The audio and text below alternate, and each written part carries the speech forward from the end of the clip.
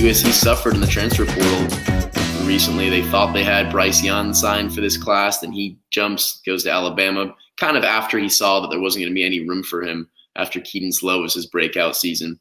So, I mean, good for Bryce trying to get the opportunity where he can play, but that also hurt USC because they didn't recruit any other quarterbacks in this class because they were so set on Bryce Young and didn't really focus any of their time on other areas at the quarterback position. So I saw a question earlier, talk about like, what's the O-line like? Well, USC pretty much recruited an entire O-line in this class because that was their needs. They have position players. I mean, how are you going to recruit big-time running backs and wide receivers if you already have sophomores that are 5-star wide receivers and running backs?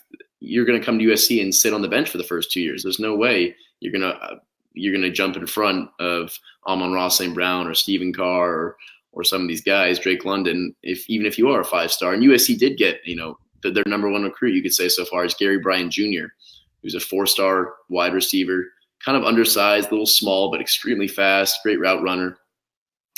And he's really one of the only position players on offense at the wide receiver or running back position that USC really focused on. So they are focusing on their offensive line and defensive line in this recruiting class. And that's probably why it's not ranked as high, is because USC didn't even have space for some of these big-time names, and they didn't get a big-time quarterback.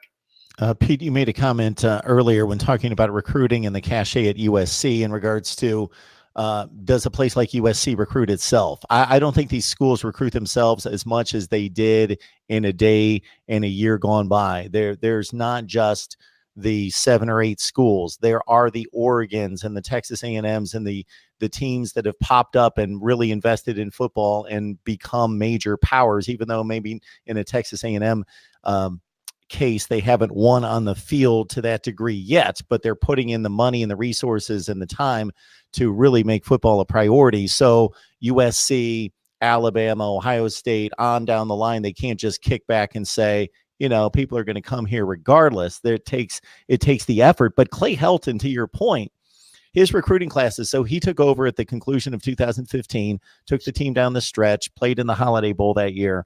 His recruiting classes, as you guys well know, according to the 247 composite starting in 2016, number 1 in the Pac-12, number 10 in the country that season in 2016, number 1 in the Pac-12, number 4 in the nation in 2017, number 1 in the Pac-12, number 4 in the nation again in 2018. So he had classes that ranked 10, 4, and 4 nationally, all number 1 in the Pac-12 for his first 3 recruiting cycles. And then it dropped to number 3 in the Pac-12, number 20 in the nation, still very respectable, very good. And then just this bottoming out this year, which I would think had to do with what you guys talked about in regards to the number of available spots. It wasn't going to be a great class. And number 2, the uncertainty of whether he was going to be there. Yeah. But he's proven he can recruit. Look at those recruiting classes. Yeah. And then even to back him up even more, if you look at last year, you just said, Mark, they were 20th in the nation last year, which isn't maybe great for USC standards, but it's still not bad. That 20th mark actually went up to 14 after Brew McCoy came back in the transfer portal after his debacle. Wow. And then Chris Steele also was at Florida, as we know, enrolled. And then he left Florida and came to USC. So they jumped for just those 2 players who were big. Brew McCoy, of course, a 5-star, and Chris Steele, 4-star. They jumped from 20 to 14 just from those 2 players. So, yeah, really last year, very solid. This year, though, 52nd nationally. They got 6 offensive linemen, 3 defensive linemen, a kicker, a couple wide receivers. And they missed on guys like Justin Flo, who, was right down the street. And one of those guys I said earlier that their whole life thought they were maybe going to play at USC, the group in Southern California. They saw everyone else go there. And so Flo went to Oregon. Oregon's 12th nationally now, number 1 in the Pac-12. Then USC was looking at this 3-star quarterback, Blake Shapen, who was kind of their last resort at quarterback after Bryce Young decided he didn't want to come to USC. He went to Alabama.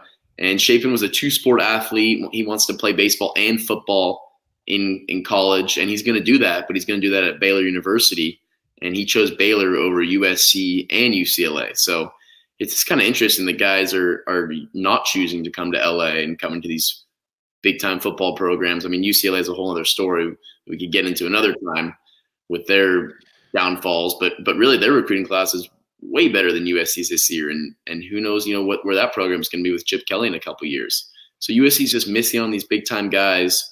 And you mentioned it, Mark. Clay Helton has recruited well in the past, but there was just so much confusion, and you lose your athletic director midway through the season. He steps down. We don't know what's going to happen with some of the coordinators, with this and that. You lose it was just craziness, and it really hurt the Pac-12, the recruiting class. And you may not see the implications of that and the effects of that this year, but you're definitely going to see it a couple years down the road once this kind of group of talent gets moved out and goes on, graduates, and goes to the NFL.